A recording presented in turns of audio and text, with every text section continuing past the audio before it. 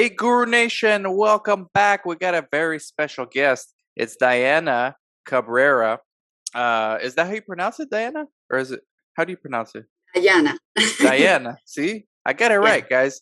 Diana Cabrera, she's a CRC, the Clinical Research Coordinator Academy graduate. We have her on.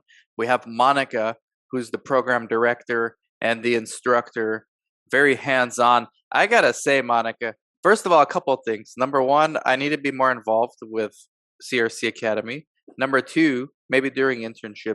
Number two, I think we need to integrate the internships between CRA and CRC so they interact.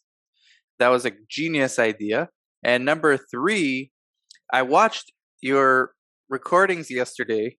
They're like some of them are 2.5 hours of Monica lecturing. Oh my gosh, guys! So I don't know how you do it, Monica, but you did a great job. At least on the 2 replays I saw yesterday. Thank you. So introduce Diana. You keep talking like so many good things about her. Like I'm convinced already. I'm sold. But what is it about Diana that, and then we'll ask her directly, but what was it that you saw in her, immediately and then throughout the course? Okay, so first of all, when Diana contacted me, she was still living in Ecuador, right? So she was committed to complete the class in a totally different time zone, totally different language. Obviously, her maternal language is Spanish, and she was willing also to obviously her idea was to move to United States since the beginning because that was on her plans. But just keep in mind that she's a doctor, so she was going to live basically all her career and everything there to come to United States and become a clinical research coordinator to give a better future to her children and her family.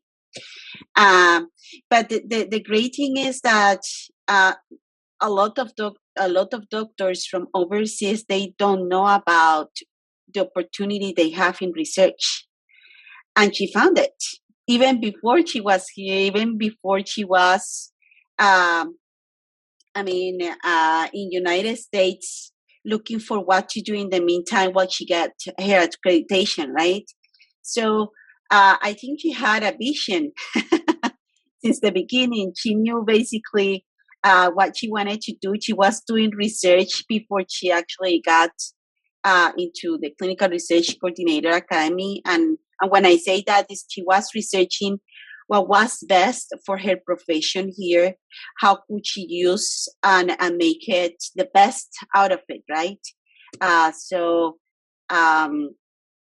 I leave you with her. Her story is, I think, is a very motivating, and also I love it. So Wow, Diana. I love the international medical graduates. So Diana, yeah, welcome, thank you. So when did you, being a doctor in Ecuador, how do you just get the idea, okay, well, maybe I'm going to go look for opportunities in the United States?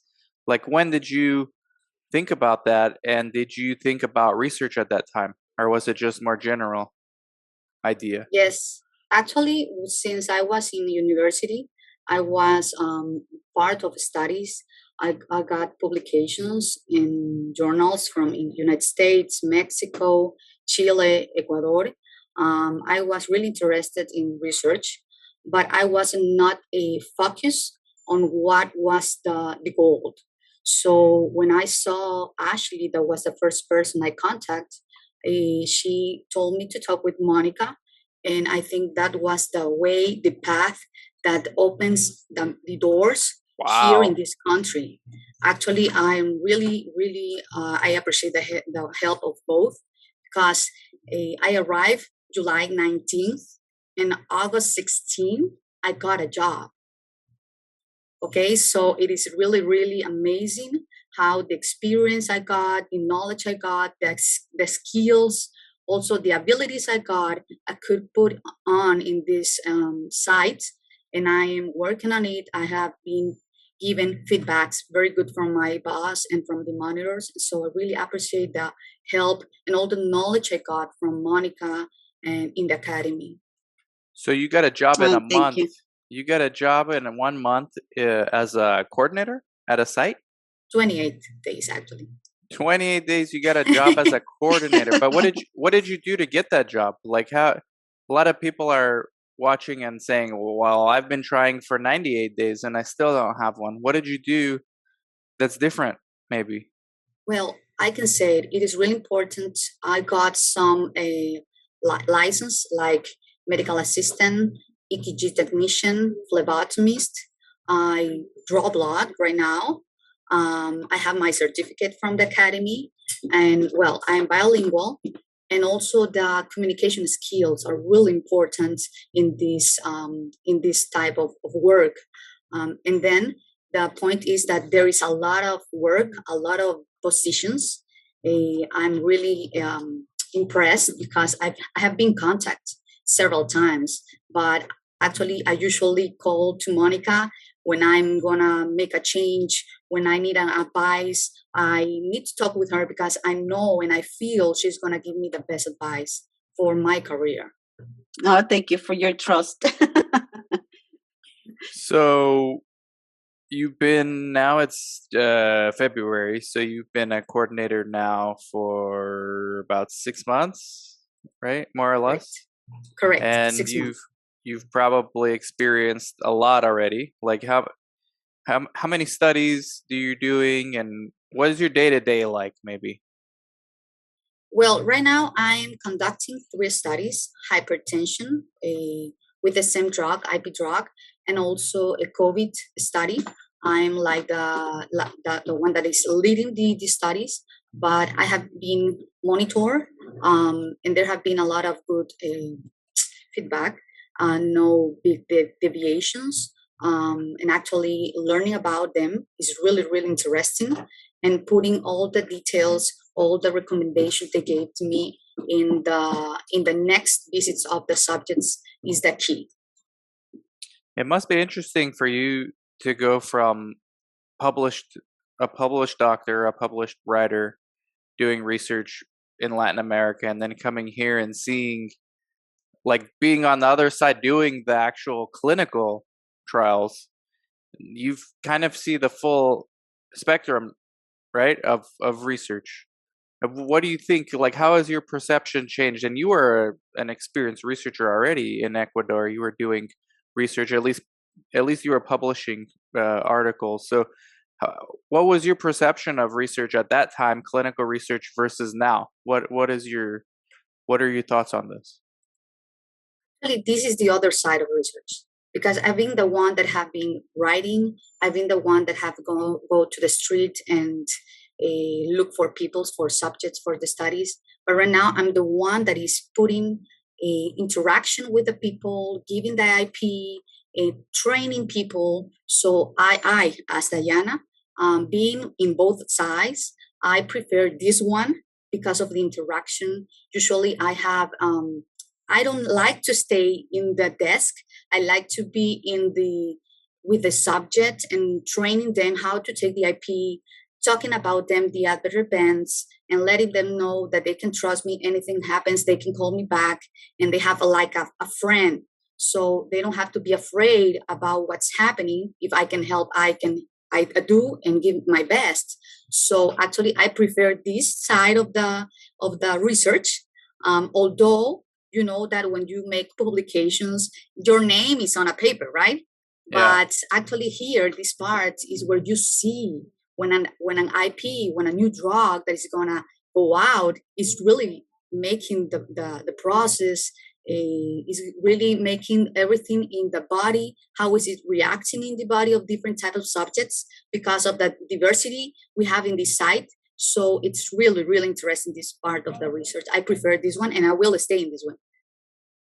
Wow. And yeah, there's a lot you can do. I mean, lately I've been doing a lot of videos for international medical graduates.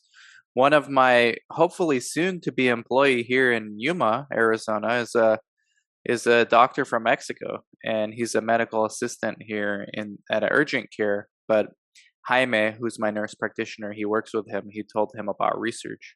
And I'm going to send him this video. So hi, Antonio Torres, Dr. Torres. Hopefully you're watching this and you have Diana here. You can see, from Ecuador, same thing. Did you have a specialty in Ecuador or were you family medicine?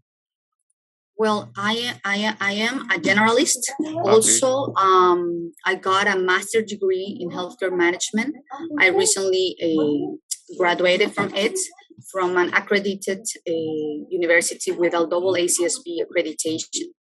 I think it is not a waste of time, this master's degree, because I have a lot of skills, communication skills, numbers of skills, the part of management. So I really think that I have like a whole knowledge, a lot of devices, a lot of skills, so I can put on research. So, Diana, would you ever consider opening your own business, like your own clinic? Actually, that is really interesting. I was thinking, because you usually tell me why not. So I was looking and saying, how can I do it? I'm new in this country. I don't have a lot of money. So how can I do it? So when I talk with Monica says, it's easy, don't worry. So when I listen that words, that sounds I like really Monica. think, why I'm getting complicated? Why? So I would like to. The point is, as Monica usually told us, you need to be allied with a physician, and that's it. And then you can go on. Yeah. I know, Monica, I used to always ask people that too, because I think it's like we, having done it, we see it as easy, but others who haven't done it, they see it as intimidating. And depending on where, like what kind of clinics they were at, I mean, the bigger the clinic you work at, the harder it seems to be to do this, when in reality it's not that difficult. But Diana, what I was going to ask you was, so you came to the United States July 2021. You got a job August 2021. You did the CRC Academy around the same time, right? So why take the class if you already get the job? What was the reasoning there? Actually, I took the classes. I first started the classes, and then I got a job. Oh, because one of the questions, one of the questions I got in the interview is, do you have experience in CRC? Oh, yes. Right now, I am in academy, getting all the knowledge, all the skills, where to search for clinical trials. Okay. So that was really important for them, because I got an interesting question. And I got it in my heart when the CEO told me, what you have, you can give us. Mm-hmm. In all my interviews I had of work, I never got that question. So I only told him, I can give you working in team, discipline, hardworking, giving the extra mile, putting all my knowledge from the academy, from a master's degree, from a medical degree. That's what I can offer you. And then the same day they told me, okay, we will confirm you tomorrow if you can come on Monday. And in the afternoon, I got the acceptance, and they told me, come on Monday. You're going to be. Of course you did. That's awesome. So, okay, that makes sense now, because I was like, why? Some people still do. They get hired and then they take the class. But in your case, you got hired during the class. Amazing. What week were you in when you got the interview, and then approximately like what week of the class were you in? In the week 4 or 5. Okay, so about halfway through. That's awesome. Yes. And see, IMG, you guys have, it must be, I know the patients or the physicians, like the PI, when I work with PIs, they love study coordinator that are international medical graduate, because they know they're doctors. Like this, we can talk the same language basically. Just because you're not licensed here doesn't mean you're not a doctor. So they respect it. And they know that, okay, if the PI, they're the ones who are supposed to have oversight, but they know that if they they have an extra set of eyes, basically, as a coordinator who understands maybe probably a lot more than what I would do as a coordinator, understand more of the clinical things behind what's going on, maybe contraindication or side effects or just stuff like that. So it's very helpful, I think, from PI perspective to have an international medical graduate, um, but also must be from the patient perspective too.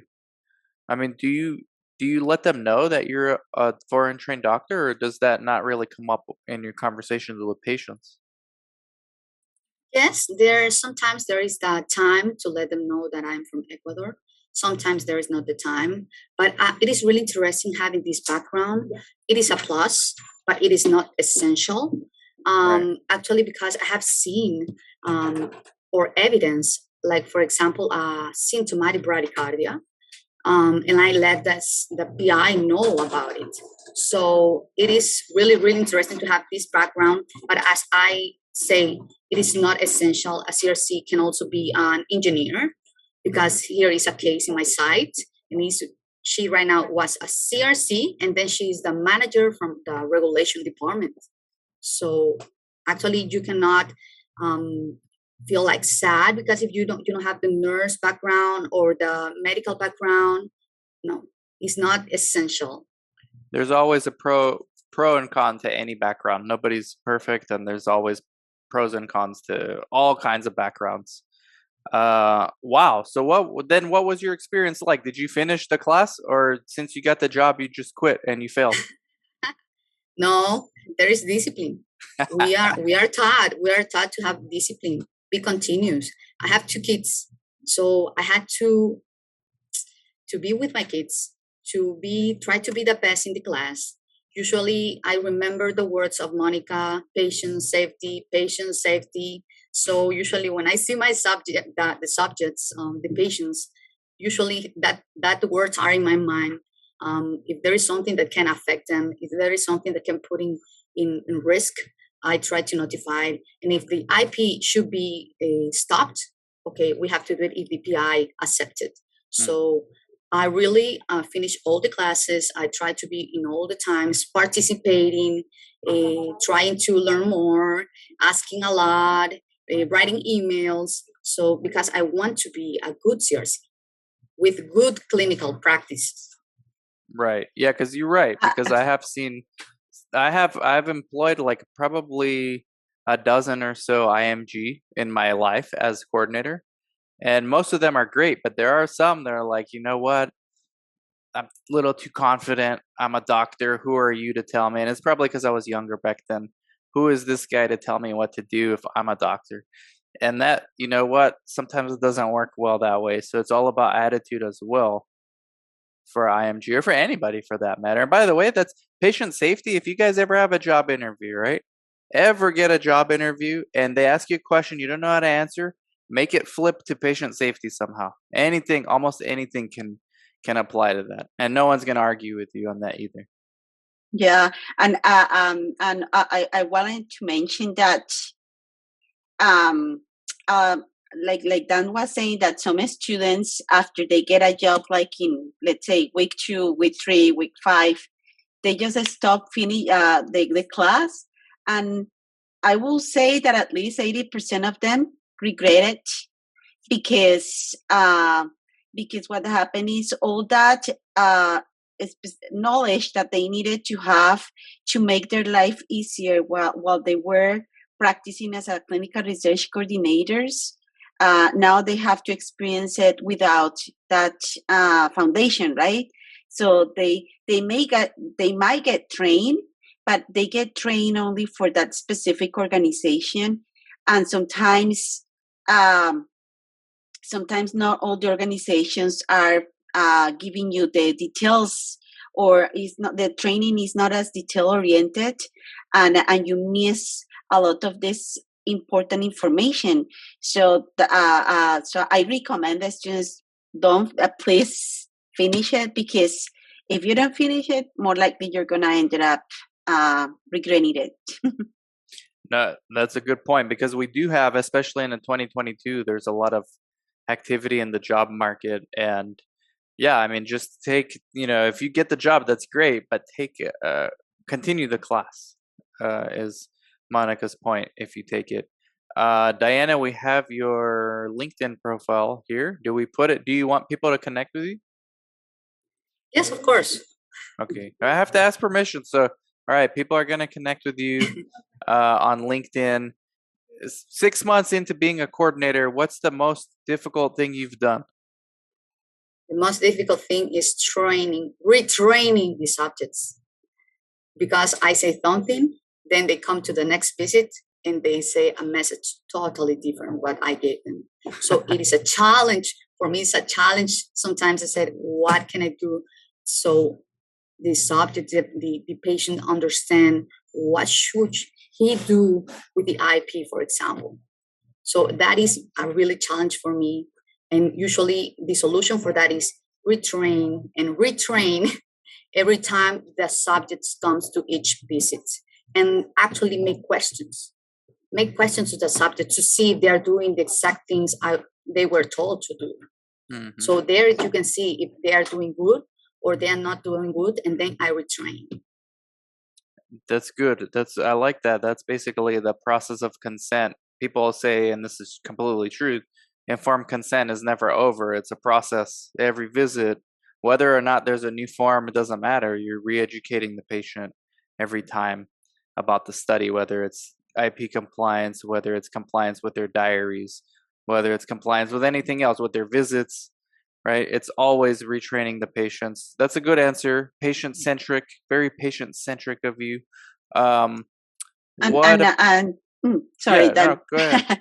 And I wanted to mention that also the patients need to, are educated to report adverse events and to bring back the container of the IP. So that's part of the training that sometimes is missed. So. Yeah. What about interacting with monitors? How has that gone for you? Well, it is a blessing. Usually being motivated by her. She's telling me this is a career. You just have started. And there is a lot to learn. I know, and I'm aware I'm a generalist, but I like it. I'm looking at different departments. So actually I'm like deciding where to go. Yesterday I was talking with her. I was asking her for advice. So what can I do next? So she usually give a great advice, and usually always recommends the best for everyone, for me at least, and usually is aware of patient safety, that the good clinical practices are being applied, the HIPAA also being applied. Everything should be as it should be. So that's nice from her. You must have a good one then. Some of them are good, some are not so good. Majority are good, but there's a few that are not so pleasant. You'll see them too eventually. It's just part of the job. Have you ever used the Spanish while working there with any patient? Spanish here, 80% of my time I have to do it in Spanish. Well, I have been 20% of English, 100% English. It is really nice interacting in both languages. It is a plus having these both languages. Actually, they feel okay. Here in this side, most people speak Spanish. And usually we have people from another country that just Spanish. So they feel okay. They feel like in house, like in their countries. And for me, I also feel better speaking in Spanish. But if I had to do it in English, no problem. And they feel great. And I feel happy because I'm like practicing what I have learned for years. So what is the best thing a person can happen is that applying all the knowledge they have got since they were a child. That's awesome. I need to read when you get a chance. I have you on LinkedIn now. Everybody go connect. right now with Diana on LinkedIn. You get networking, guys. It's all about networking. Please, Diana, when you can, send me a link to the article you published or one of the articles you published so I can read it. I'm trying to get more into science now, science minded. Now that Monica and I are interviewing biotech executives, we got to know what we're talking about a little bit. So we'd love to learn from you. It's awesome that you are a published researcher in our academy. That's awesome. So thank you very much, Monica, for arranging this and for Diana for coming on. Everybody connect. Any last advice from either of you guys? Maybe one cliffhanger for both of you for Guru Nation, something that you want to tell people, motivation for somebody who's like Diana, maybe like a year ago, or Monica, same thing. Both of you guys, let's go, let's motivate people. Or maybe you're going to warn them about something. I don't know. Anything you want to tell Guru Nation. Well, I just can say that there is something for each people. And this is another opportunity for people that wants to come to this country to do research. This is the opportunity. Is clinical research coordinator is a great position. You have a lot of interaction. If you like to talk too much as me, you will like the position. So try to go through the academy. It is a good way. It is the path so you can get a job. And you can, if you have a family like me, you can understand what I'm saying. I have a job. I have a job in my healthcare. And I'm really, really blessed to the academy, to Monica, to Dan, to Ashley, because they were the ones, the connection that I got to get my job. So my children can have food, we can go out. Actually, I'm really, really blessed because of this opportunity I got. And I know I'm starting. I know I have a lot to go, a lot. That's beautiful. I want to add that you have research experience now. Like, I think it's like 95% of US physicians, they don't know anything about research. So you're ahead of even US licensed doctors when it comes to your knowledge now. You have knowledge from the clinical side, medical and clinical research. So I think that's awesome. You're ahead of the curve a lot. You're in rare air. Monica, cliffhanger. I know you and I are going to do a podcast right now, but advice for maybe somebody's considering CRC Academy and they're like, well, I don't know. I mean, Diana, she's one of a million. She's a doctor from Ecuador. It's not me, or I don't know. You talk to CRC potential students all the time. What advice you have? That was exactly what I was going to go into. I got you. Because, I got you. Yeah, because this, I mean, if somebody is considering to go in this direction or to break into pharmaceutical industry, I mean, don't like Diana was saying, don't hesitate. This is in research we have opportunities for everybody, for everybody. The important thing is to put your faith in it, right? And then with the academy, the benefit about joining the academy is that besides having that interest in the industry, now you're going to have the knowledge and you're going to have the language and you're going to understand what they are asking you in the interviews. What are you going to get into, right? Because you're already investing in your own knowledge, which just that is a huge plus for an organization to hire somebody. Because if somebody that has no knowledge and maybe a lot of interest but no knowledge at all about the industry, they might give them the opportunity,